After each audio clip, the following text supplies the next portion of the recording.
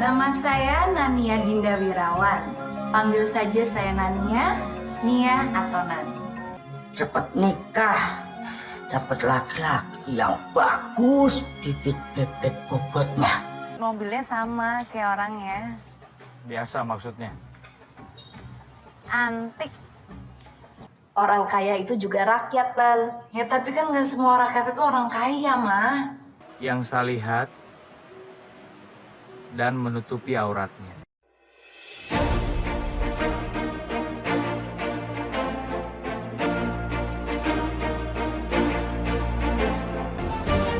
Halo semuanya, kembali lagi bersama saya Dani di channel Cepi Seti, cerita film sebelum tidur. Kali ini saya akan menceritakan film romantis yang berjudul Cinta Laki-Laki Biasa. Film ini menceritakan perjuangan seorang laki-laki yang bekerja sebagai mandor bangunan di suatu perusahaan yang jatuh cinta kepada seorang wanita dari keluarga yang kaya raya. Hingga pada akhirnya mandor bangunan ini berhasil mendapatkan hati dari sang wanita kaya ini. Tapi sungguh naas, di tengah-tengah kebahagiaan mereka tiba-tiba terjadi peristiwa yang tidak diinginkan. Penasaran dengan kelanjutannya? Langsung saja alur ceritanya. Film diawali dengan memperlihatkan seorang gadis cantik bernama Nania. Nania merupakan mahasiswa arsitektur tingkat akhir. Nania juga merupakan gadis yang gigih dan keras kepala yang terlahir dari keluarga yang sangat kaya raya. Pada saat itu Nania sebelum menyelesaikan tugas skripsinya, Nania diwajibkan untuk melakukan tugas akhirnya dengan melakukan kerja praktek di suatu perusahaan. Dan saat itu Nania memutuskan untuk memilih kerja praktek di sebuah perusahaan yang membangun rumah-rumah pedesaan. Tentu orang tua Nania marah karena Nania memilih untuk bekerja bersama kuli bangunan. Padahal Nania bisa saja membangun hotel ataupun bangunan-bangunan lainnya yang ada di kota-kota besar. Karena Nania orang yang keras kepala, akhirnya Nania tetap dengan keputusannya. Aku habis pikir, kamu ngapain sih pakai kerja praktek di kompleks perumahan kayak gitu? Nania pun mengawali hari pertama di tempat kerja prakteknya. Di situ dia bertemu Rafli. Rafli ini merupakan mentor magang untuk Nania. Rafli ini juga merupakan pemimpin dalam kerja lapangan, di mana dia memimpin para kuli bangunan untuk membangun rumah yang ada di desa-desa. Hingga Nania pun bertemu dengan Rafli. Terlihat Rafli merupakan seorang yang sangat tegas, disiplin, dan tidak bertele-tele. Saat itu Rafli langsung menyuruh salah satu anak buahnya, yaitu Tole, untuk mengantar Nania ke proyek pembangunan perumahan desa. Tole dan Nania akhirnya berangkat ke sana.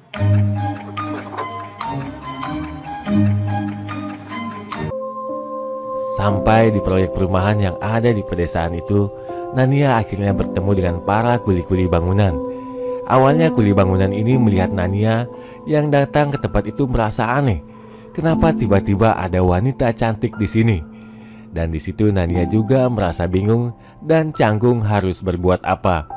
Karena selama dia tinggal bersama orang tuanya yang selalu hidup dalam kecukupan, Nania tidak mengerti sama sekali, seperti mengaduk semen, mengecor, ataupun pekerjaan kuli lainnya.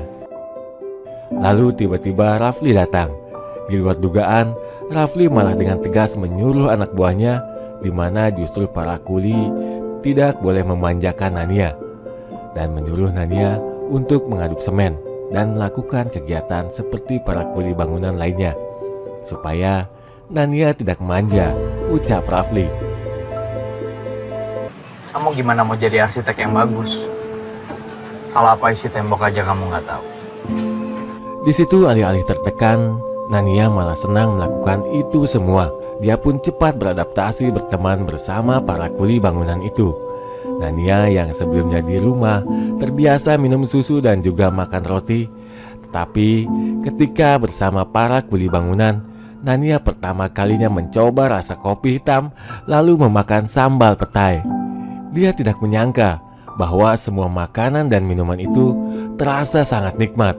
Sejak saat itu, Nania menikmati hari-hari bersama para kuli bangunan.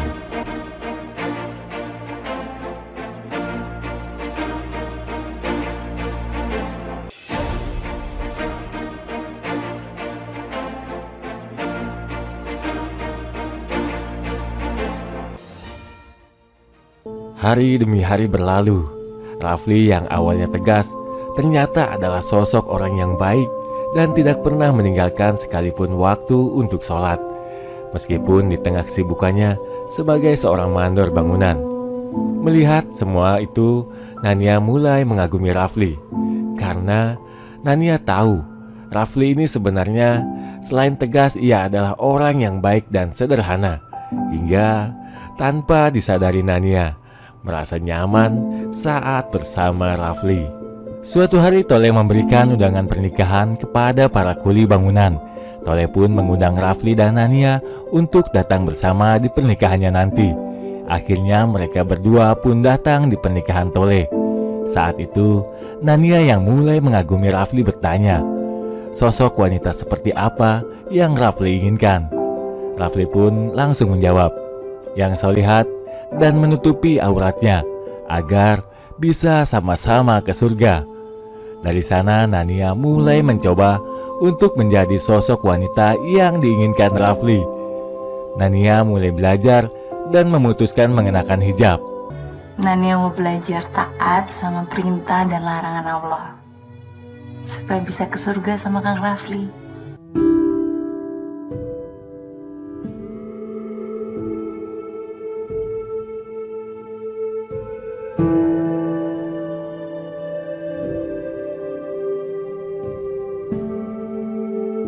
Di suatu hari Nania dipanggil oleh ibunya dan dia dikenalkan oleh seorang pria.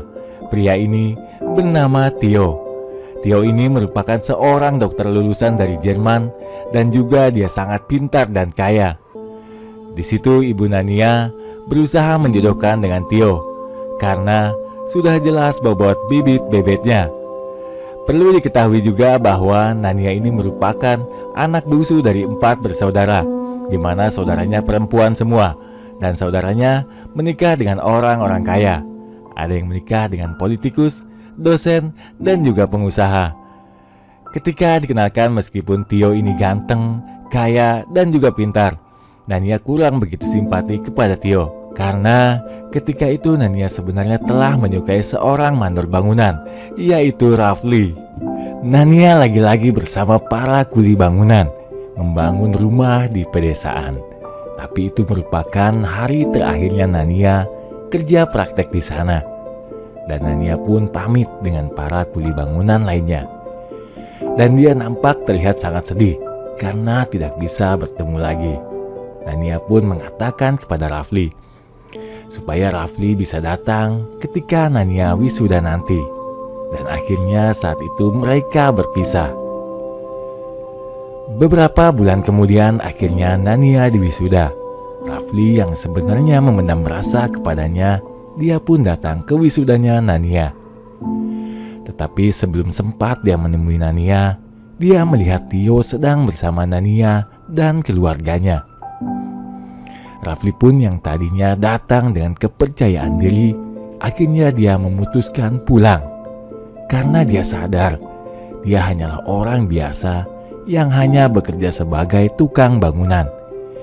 Dan dia tidak berani untuk mendekati Nania yang pada dasarnya adalah orang kaya.